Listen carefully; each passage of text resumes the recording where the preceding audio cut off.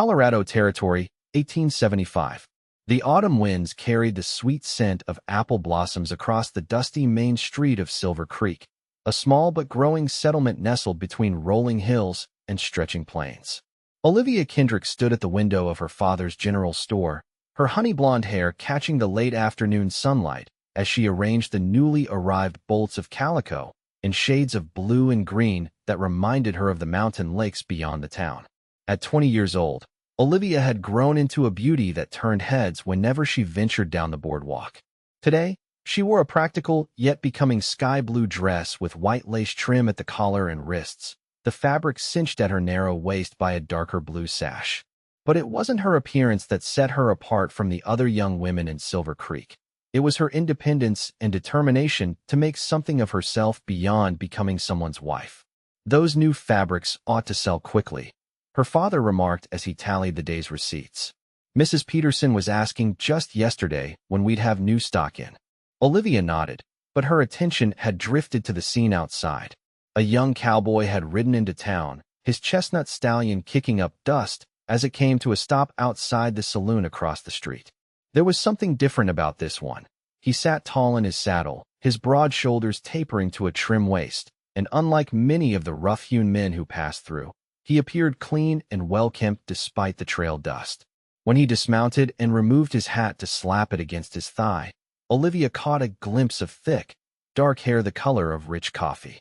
He couldn't have been more than 25, with a light stubble that accentuated a strong jawline rather than hiding it. As if sensing her gaze, he looked up suddenly, catching her eye through the window. Olivia quickly turned away, her cheeks flushing as she busied herself with the fabric display. "Who's that?" she asked casually, not looking at her father. Samuel Kendrick glanced up from his ledger. "Don't know. New fella, I reckon. I should take some inventory in the back," Olivia said, hurrying toward the storeroom before her father could notice her blush. What was it about that stranger that had caught her attention so completely? Silver Creek saw dozens of cowboys passing through each month. Why should this one be any different? The next morning, Olivia was placing fresh-baked goods in the small bakery section of their store when the bell above the door jingled. She looked up to find the cowboy from yesterday standing in the doorway, hat in hand, revealing that dark hair she'd noticed before. Up close, his eyes were a startling shade of green, like sun-dappled forest leaves. "Morning, miss," he said, his voice carrying a slight southern drawl. "I was told this is the best place in town to find supplies." "You were told correctly, sir," Olivia replied, trying to maintain a professional demeanor despite the flutter in her chest. "What might you be looking for today?" "Name's Lucas Morgan," he said, stepping forward and extending his hand. "Just signed on with the Double R Ranch about 10 miles west." Olivia hesitated only a moment before accepting his handshake. His palm was calloused but warm, his grip firm yet gentle. "Olivia Kendrick," she replied. "My father and I run the store." Lucas smiled, and Olivia couldn't help noticing how it transformed his face, the small lines crinkling at the corners of his eyes suggesting he smiled often. "Well, Miss Kendrick, I find myself in need of some basic supplies." He glanced around the store. "And maybe something sweet, if those pies smell as good as they look." Olivia followed his gaze to the small display of pies she'd arranged that morning. "Apple or cherry?" "Apple, if you please. Nothing beats a good apple pie." As Olivia wrapped a slice for him, she wondered if she should mention that she'd baked them herself. Before she could decide, the bell jangled again, and Thomas Wells, the banker's son and Olivia's persistent suitor, entered the store. "Olivia." Thomas greeted her with a proprietary smile before his gaze fell on Lucas. His expression cooled. "I don't believe we've met." Lucas straightened to his full height, a good 3 inches taller than Thomas. "Lucas Morgan, new hand at the Double R." Thomas nodded curtly. "Thomas Wells. My father owns the bank here in Silver Creek." He turned back to Olivia. "I was hoping you might join me for dinner at my parents' home this evening." Olivia had declined similar invitations from Thomas at least 5 times in the past month. "I'm afraid I've already committed to helping my father with inventory tonight, Thomas. Perhaps another time." Thomas's smile tightened, but he nodded. "Of course. Don't work too hard." He shot one more measuring glance at Lucas before departing. When the door closed behind him, Lucas raised an eyebrow. "Seems like a friendly fellow." The dry humor in his voice made Olivia laugh despite herself. He means well, she said diplomatically. Lucas took a bite of the pie, and his eyes widened. Miss Kendrick, this might be the finest apple pie I've ever tasted. Who's your baker? Olivia felt her cheeks warm with pleasure. You're looking at her. Then I hope you don't mind if I become a regular customer, he said, finishing the slice with obvious enjoyment. I've always had a weakness for good apple pie. Something about the way he said it, with genuine appreciation rather than mere flattery, touched Olivia. I don't mind at all, Mr. Morgan. What she couldn't know then was how that simple exchange over a slice of apple pie would change the course of both their lives. Over the next few weeks, Lucas Morgan became a fixture at Kendrick's general store. He'd ride into town on his days off, always stopping by for supplies and invariably purchasing a slice of Olivia's apple pie. Their conversations grew longer and more personal with each visit. Olivia learned that Lucas had grown up in Tennessee, the son of a horse breeder. He'd left home at 18 after losing both parents to influenza, drifting west, and working on ranches from Texas to Wyoming before finding his way to Colorado. At 26, he had a skill with horses that had quickly made him valuable to the R, where the owner was grooming him for a foreman position. What about you? Lucas asked one quiet afternoon as they sat on the bench outside the store. A talented young woman like yourself must have bigger dreams than baking pies in Silver Creek forever. Olivia glanced around to make sure no one was within earshot. I've been saving, she admitted. I want to open my own bakery someday. Not just pies and bread, but fancy cakes and pastries like they have in Denver or even San Francisco. Why not do it here? Silver Creek could use a proper bakery. She sighed. Father needs me at the store. And besides, people here, they have certain expectations about what women should do. Getting married, having children, that's what's expected. She didn't mention Thomas's increasingly determined pursuit. Lucas was quiet for a moment, studying her face. And that's not what you want. I want both, Olivia confessed. A family and something that's mine. Something I built. The understanding in Lucas's eyes made her heart skip. Here was someone who didn't dismiss her dreams as foolish fancies. I believe you'll do it, he said simply. You make the best apple pie in the territory. That's a place to start. Before Olivia could respond, a commotion down the street caught their attention. A wagon had overturned, and people were rushing to help. I should see if they need assistance, Lucas said, rising quickly. Olivia watched him jog toward the accident, admiring how quickly he took charge, organizing men to lift the wagon while others tended to the driver. What kind of man was Lucas Morgan, she wondered, who could speak so genuinely about a woman's dreams one moment and leap into action the next? And why did her heart insist on racing whenever he was near? The summer social was Silver Creek's biggest event of the year, held in the town square with music, dancing, and tables laden with food brought by every family. Olivia had spent the entire previous day baking 6 apple pies, using her grandmother's recipe with the secret ingredient, a dash of whiskey in the filling, that made them different from any other. She wore her best dress for the occasion, a rose-colored creation with delicate embroidery along the bodice and a fashionable bustle. Her mother's cameo adorned her throat, and she'd arranged her hair in an elegant updo with soft tendrils framing her face. You look beautiful, her father said when she descended the stairs. Your mother would be proud to see the woman you've become. Tears pricked Olivia's eyes at the mention of her mother, gone these past 8 years. Thank you, father. The town square was transformed with lanterns strung between trees, casting a warm glow over the festivities. A small band played lively tunes, and couples were already dancing on the wooden platform erected for the occasion. Olivia was arranging her pies on the dessert table when a familiar voice spoke behind her. I was hoping you'd be here. She turned to find Lucas looking more handsome than she'd ever seen him, dressed in a crisp white shirt, dark vest, and clean denims. His dark hair was neatly combed, and he'd clearly visited the barber, his jawline clean-shaven. 6 pies? He asked, eyebrows raised. Planning to feed the entire territory? Olivia laughed. It's for the contest. Mayor Wilson's wife suggested a baking competition this year. Well, I know where my vote's going, Lucas said with a wink.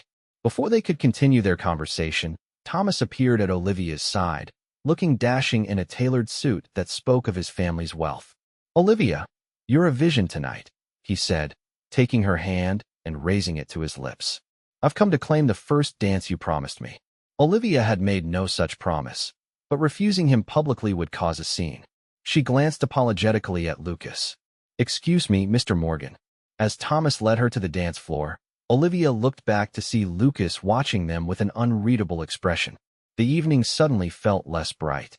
Thomas proved to be a competent, if uninspiring, dance partner, keeping up a steady stream of conversation about his father's latest business ventures and the new house he planned to build on the edge of town.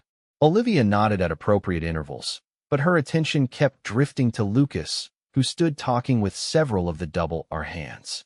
"Olivia, are you listening?" Thomas's voice had an edge to it. "I'm sorry, Thomas. It's warm tonight, isn't it?" She fanned herself with her hand. "Perhaps you'd like to step away for some punch," he suggested, guiding her toward the refreshment table. As they approached, Mayor Wilson called for everyone's attention. "Ladies and gentlemen, it's time to announce the winner of our first annual Silver Creek Baking Contest." The crowd gathered around as the mayor's wife, a plump woman with a perpetual smile, stepped forward with a blue ribbon. "We had many wonderful entries," she announced, but one stood out above all others. "The winner of this year's contest is," she paused dramatically, "Miss Olivia Kendrick, for her extraordinary apple pie." Applause erupted as Olivia, stunned, made her way to accept the ribbon. People were already serving themselves slices of her winning pie, exclamations of delight following each bite. "What's your secret, Miss Kendrick?" someone called out. Olivia smiled. "A good baker never reveals her secrets." The crowd laughed, but as she made her way back through the press of people offering congratulations, she caught sight of Lucas standing at the edge of the gathering. The look of pride on his face warmed her more than all the compliments combined. She was making her way toward him when Thomas intercepted her again. "Congratulations," he said, though his smile seemed forced. "Perhaps now would be a good time for us to speak privately. I have something important to ask you." Olivia's stomach dropped. She knew exactly what Thomas wanted to ask, and she wasn't ready to give the answer he sought. "Thomas, there you are." Lucas's voice cut through the moment as he approached them. "I believe you promised me a dance, Miss Kendrick." She had made no such promise, but Olivia seized the opportunity. "So I did, Mr. Morgan. If you'll excuse us, Thomas?" Thomas's jaw tightened, but social convention prevented him from making a scene. "Of course. We'll speak later, Olivia."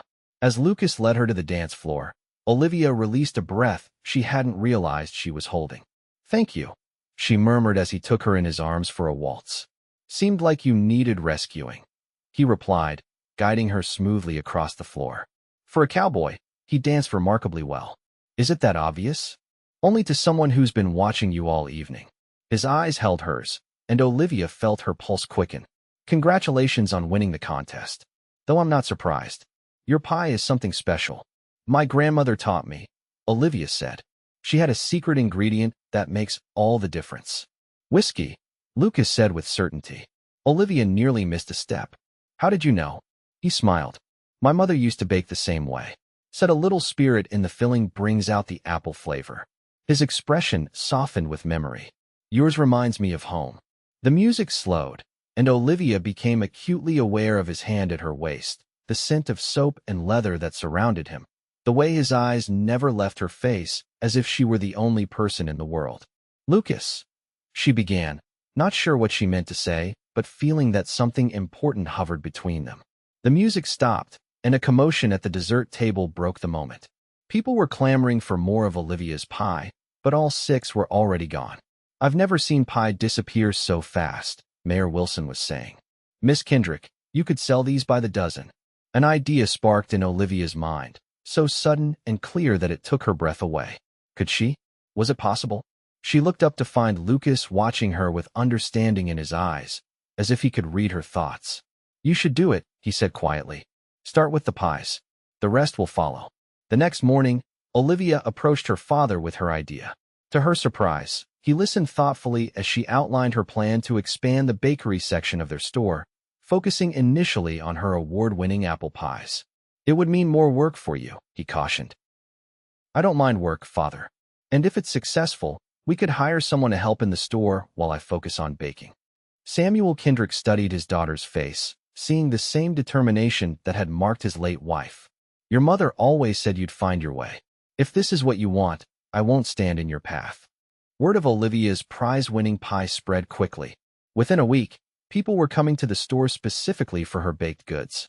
She began rising before dawn to bake fresh pies, experimenting with different variations on her grandmother's recipe.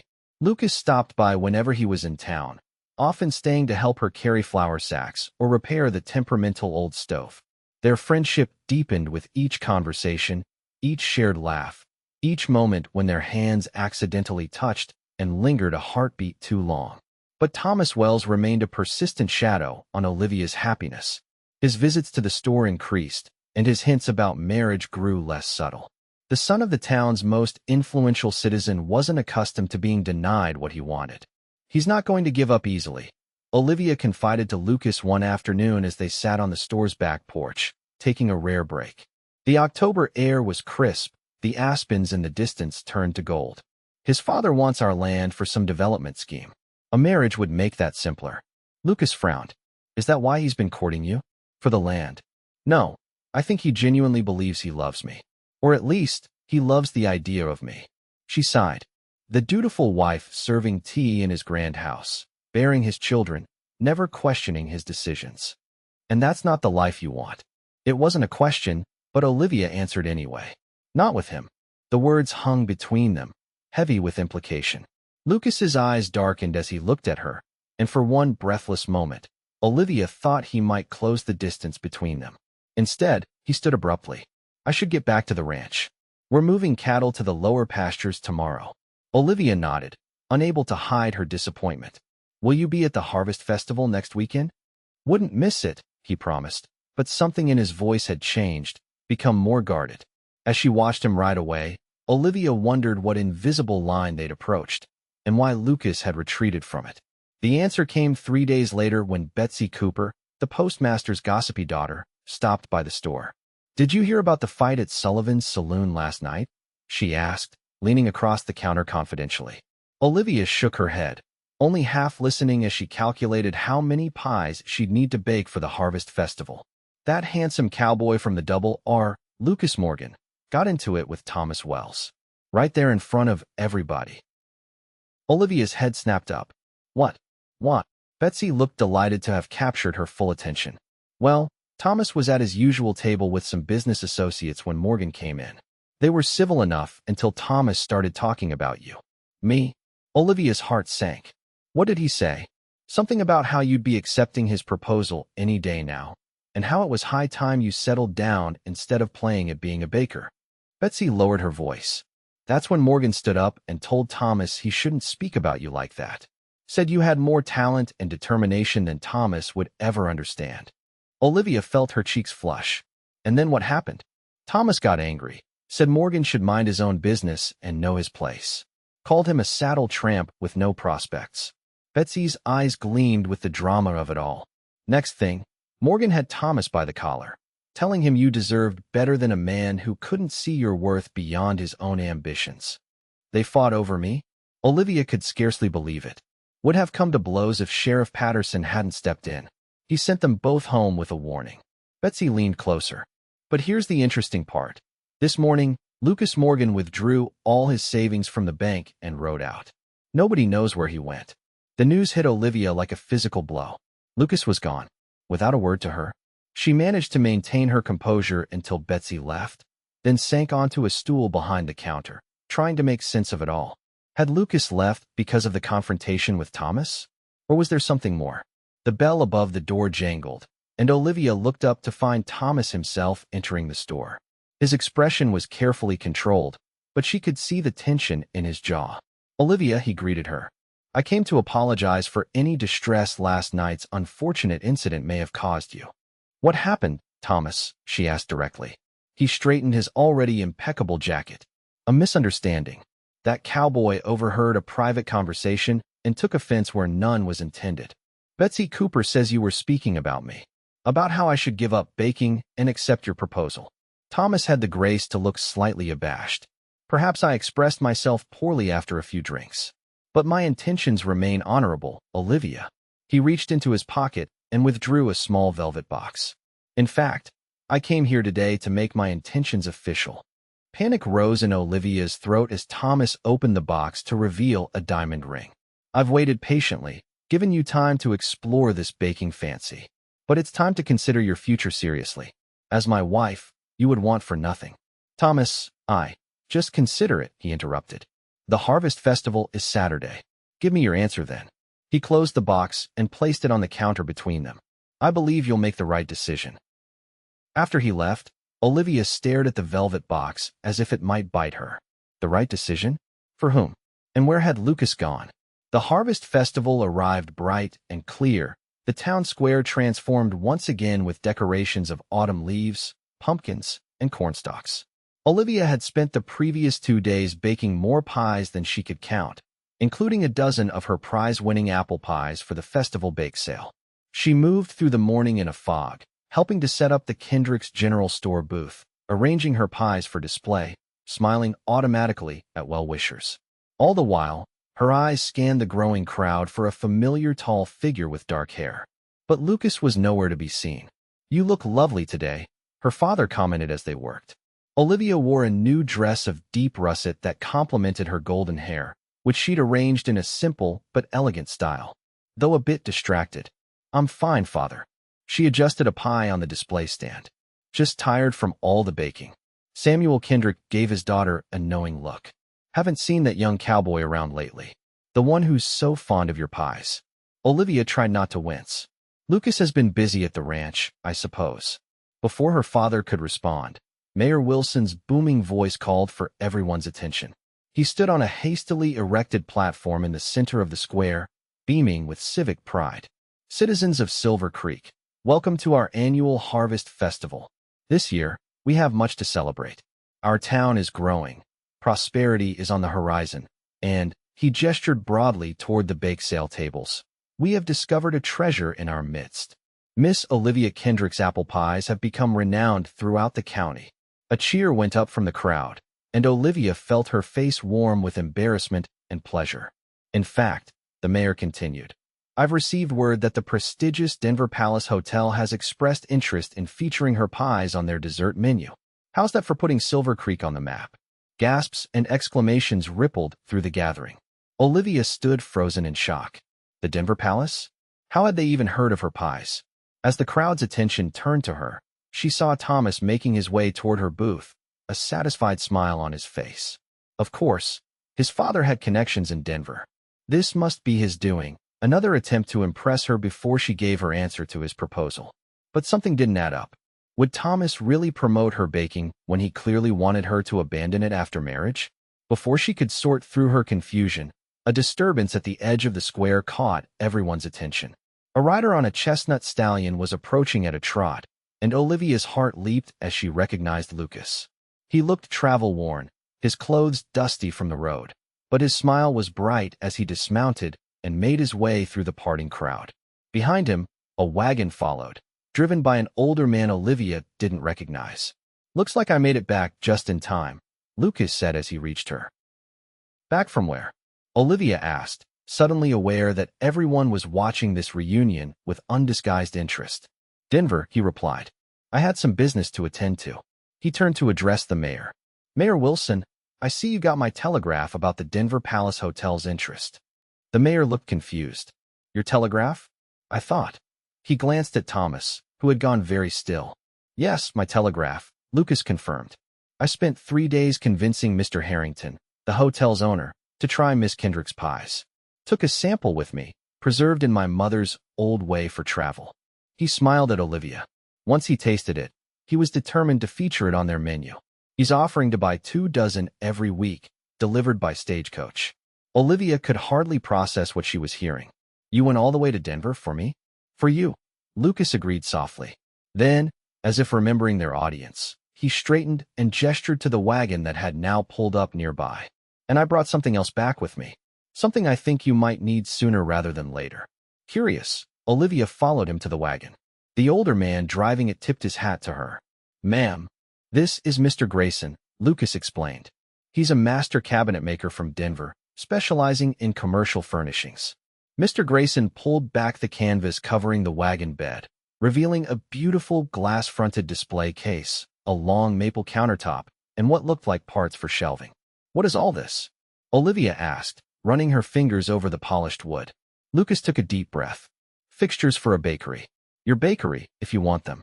A hush had fallen over the watching crowd. Olivia looked from the wagon to Lucas, hardly daring to believe what was happening. "I don't understand," she said. "How did you?" "I've been saving too," he admitted. "Ever since I started working with horses. Had a fair amount put away, but no real plan for it until—" He glanced around at their audience and lowered his voice. "Until I met you, and saw how your eyes lit up when you talked about your dream." Olivia was speechless, tears threatening to spill from her eyes. "There's more," Lucas continued. "Mr. Peterson's old saddler's shop next to your father's store. It's for sale. I've put a deposit on it, but the final decision is yours. It could be the perfect location for a bakery, with a connecting door to the general store." "Lucas," Olivia finally managed, her voice barely above a whisper, "I can't accept such a gift. It's too much." "It's not a gift," he said firmly. "It's an investment. In you, in your talent, in what I believe you can build." He hesitated, then added, "And it comes with a condition." "What condition?" Lucas reached into his pocket and withdrew a small, worn leather pouch. From it, he extracted a simple gold band with a small pearl set in the center. "It was my mother's," he said, holding it between them. "Not fancy like some, but given with a lifetime of love behind it." Olivia's heart pounded so loudly she was certain everyone could hear it. Around them, the crowd had gone completely silent. "Miss Olivia Kendrick," Lucas said, his voice steady despite the emotion in his eyes, "I may not be a wealthy man, and I know I'm asking you to take a chance on a cowboy with more dreams than accomplishments. But I promise you this, I will never ask you to be less than who you are. I will stand beside you, not in front of you, as you build the life you want." He took a deep breath. "If you'll have me as your husband, I'd be honored to be your partner in all things." Tears spilled freely down Olivia's cheeks now. From the corner of her eye, she could see Thomas standing rigidly at the edge of the crowd, his face a mask of barely contained fury. The velvet box with his diamond ring felt like a dead weight in her pocket where she'd carried it, still unopened, still undecided, until this moment. "Yes," she said, her voice growing stronger with certainty. "Yes, Lucas Morgan, I will marry you." The crowd erupted in cheers and applause as Lucas slipped the ring onto her finger and pulled her into an embrace. When their lips met in their first kiss, Olivia knew she had found everything she'd ever wanted. A man who saw her clearly and loved what he saw, who supported her dreams as his own. 2 months later, on a bright December morning with snow dusting the ground, Lucas and Olivia were married in Silver Creek's small church. By then, renovations on the old saddler's shop were nearly complete, with Kendrick's Bakery painted in gold letters on the front window. The wedding reception featured, of course, Olivia's famous apple pies, now in demand not only from the Denver Palace Hotel, but from establishments as far away as Cheyenne and Santa Fe. The secret recipe, finally revealed to Lucas on their wedding night, became a treasured piece of their shared legacy. Thomas Wells had left town shortly after the Harvest Festival, heading east to pursue banking interests in St. Louis. His father, recognizing a profitable opportunity when he saw one, became one of the first investors in Olivia's expanding bakery business. As for Lucas, he continued working at the Double R Ranch, becoming foreman within a year and eventually buying a small neighboring property where he began breeding the fine horses he'd learned about from his father. Each night, he returned to the apartment above the bakery where Olivia waited, her hands dusted with flour, her heart full of the love and partnership they'd built together.